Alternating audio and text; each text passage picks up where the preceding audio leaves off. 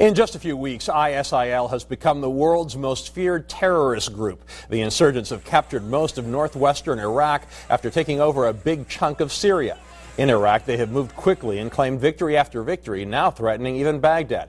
But ISIL's successes may be short-lived, according to my next guest, who believes the group is making some critical mistakes that even Osama bin Laden warned against.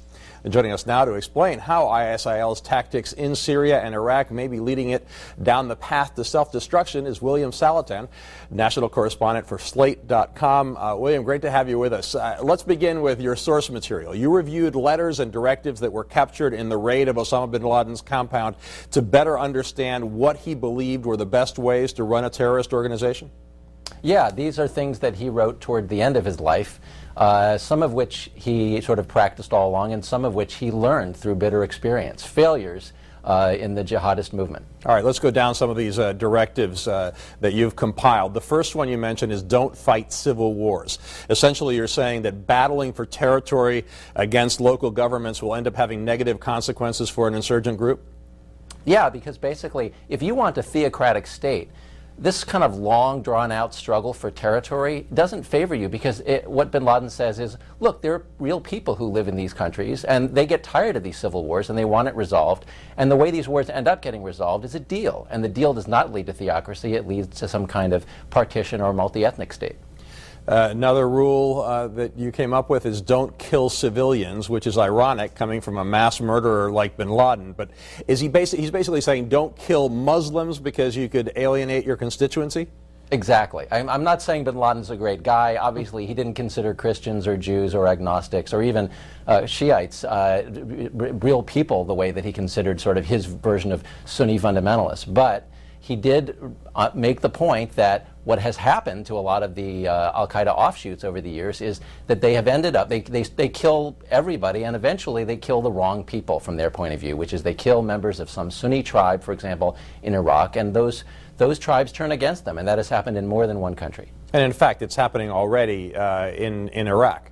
Yes, it's happening in Iraq just as it's happened everywhere else, and that's why he was trying to warn his followers about that. Another rule is don't rule harshly, but it seems, again, that ISIL is violating that. You point out Mosul and how just 2 days after taking the city, ISIL banned drinking and cigarettes, instructed women to stay at home. They can't go out unless they're with a man. They announced that government employees who failed to repent would be put to death. But, you brought this up a couple of minutes ago. Isn't imposing Sharia law as part of an Islamic caliphate the whole point? Yeah, well, that's the general framework. What bin Laden was saying was, particularly to al-Shabaab, he was saying, look, these guys, the al-Shabaab, are they're too strict, they're too harsh with people. And there's something, you should consult in the religious doctrines about what he called benefit of the doubt. Find ways to be a little gentler. Because what ISIL has done is basically, as you said, to rule so harshly and so strictly that people turn against them. People don't want to live under that kind of harsh theocracy. Another rule which ISIL has clearly broken is don't flaunt your bloodlust. And we've seen how just days into the campaign in Iraq, they put together horrific videos that showed gunmen executing Iraqi soldiers, taunting Shiites. It seems bizarre, though, if you think about this rule, that bin Laden seemed to be concerned about public relations. Yeah, well, what bin Laden was saying is, people say that we're savages, that we're brutal, and we have to disprove that. We have to say think about it. Bin Laden was all about PR. ISIL is all about PR. These guys are they have a whole media operation. They're trying to send out a message, but the message they're sending is, we're really scary and bad and we'll kill everybody. And that's really, there's not a lot of ways to make that message effective in terms of winning people over to your side, and eventually scaring everybody turns them on you. Another interesting directive was not to claim territory unless you were ready to feed the people, and you bring up the example of Fallujah, which they took over a few months ago, and the Red Cross has reported that there's severe shortages of food, water, and health care. So they are having trouble governing, and they've expanded their territory massively. Yeah, right. I mean, what I don't understand about the reaction to ISIL is people talk about it as though it's some brave new idea in terrorism? No, it's a really old idea. Bin Laden's idea was you don't have to take a lot of territory. You hide in the mountains and you attack when you feel like attacking, who you feel like attacking, when and where you feel like going.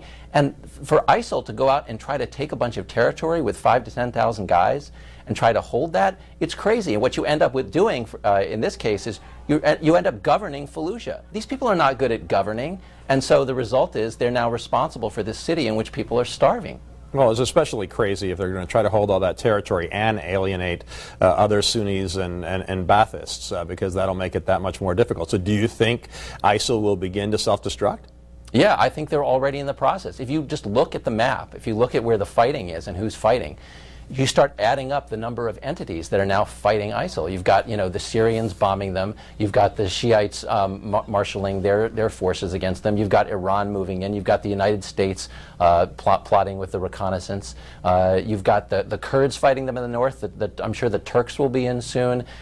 It's just too big a list of enemies for one organization to take on. William Salatin, the piece is very thought-provoking, and people can find it at slate.com. Really a pleasure to have you with us. Thanks. Thank you.